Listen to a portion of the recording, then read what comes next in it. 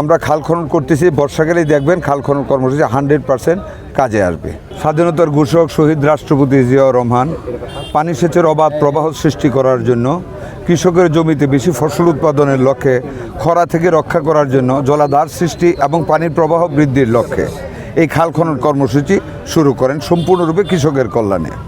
আমরা একই ধারায় আমাদের নেতা বর্তমান প্রধানমন্ত্রী তারুণ্যের অহংকার জনাব তারেক রহমানের নেতৃত্বে আমরা পুনরায় আমাদের সেই রাষ্ট্রপতি শহীদ রাষ্ট্রপতি জিয়াউর রহমানের ঘোষিত কর্মসূচিকে আবার কৃষকের স্বার্থে আমরা বাস্তবায়িত করতে যাচ্ছি।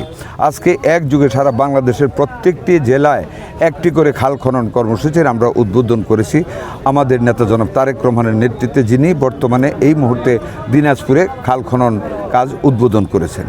এই খাল খননের সুবিধা, যেখানে পানি জমে থাকে সেই পানিকে নিয়ে নদীতে ফেলে দেবে, জমিগুলিতে প্রয়োজন মাফিক পানি থাকবে যাতে ফসলের পচন না ধরে, যাতে পোকামাকড় সৃষ্টি না হয়।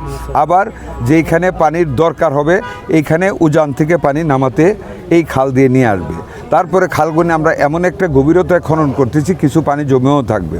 প্রয়োজনে কৃষকরা এই খালের পানি সেচের মাধ্যমে তাদের জ্বালা যে রোপণ করে ধানের চারা, ওইটাও পানি সেচ করে তারা রোপণ করতে পারবে, ছিটাতে পারবে, এই কাজটা করতে পারবে। কিছু খরার দিনে পানি ছিটাতে পারবে, এই কাজগুলি করতে। সামগ্রিকভাবে এই খাল খনন কর্মসূচি কৃষির সেচ কাজে যেভাবে ব্যবহৃত হবে, এতে আমাদের সম্মানিত কৃষকগণ যাদের মেরুদণ্ডের পরিশ্রমের উপর, যাদের কায়িক পরিশ্রমের উপর বাংলাদেশের অর্থনীতি নির্ভর করে, তাদের সমূহ উপকার হবে।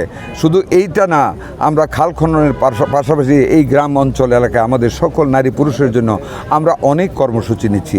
এর মধ্যে আমরা পরিবার ফ্যামিলি কার্ড ডিস্ট্রিবিউশন শুরু করেছি আমাদের নেতা জনাব তারেক রহমানের নেতৃত্বে।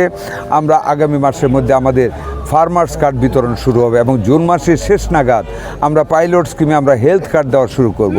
10,000 টাকা পর্যন্ত কৃষকের ঋণ এবং তৎসহ তাদের যে সুদ হয়েছে সেইটা আমরা সম্পূর্ণরূপে মাফ করে দিচ্ছি। এইভাবে প্রত্যেকটা জায়গায়, এরই মধ্যে আমরা প্রত্যেকটা ইউনিয়নে আমরা 30 লক্ষ করে টাকা দিয়ে মসজিদ, মন্দির, কবরস্থান, শ্মশানঘাট আমরা উন্নয়ন করার ব্যবস্থা করতেছি জনাব তারেক রহমানের নেতৃত্বে। সার্বিকভাবে আমরা দেশে একটা চাঞ্চল্যের কর্মধারার সৃষ্টি করেছি। দোয়া রাখবেন আমাদের নেতা জনাব তারেক রহমান যে নতুন ধারার রাজনীতির যে সূচনা করেছেন, আমরা সেটাকে ধরে রাখবো।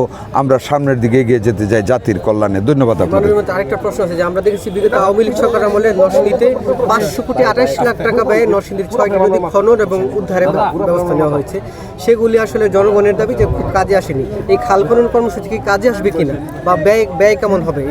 অপেক্ষা করুন, আমরা খাল খনন করতেছি, বর্ষাকালেই দেখবেন খাল খনন কর্মসূচি 100% কাজে আসবে ইনশাল্লাহ। অতীতে কী হয়েছে সেটা নিয়ে আমি সমালোচনা করতে চাই না।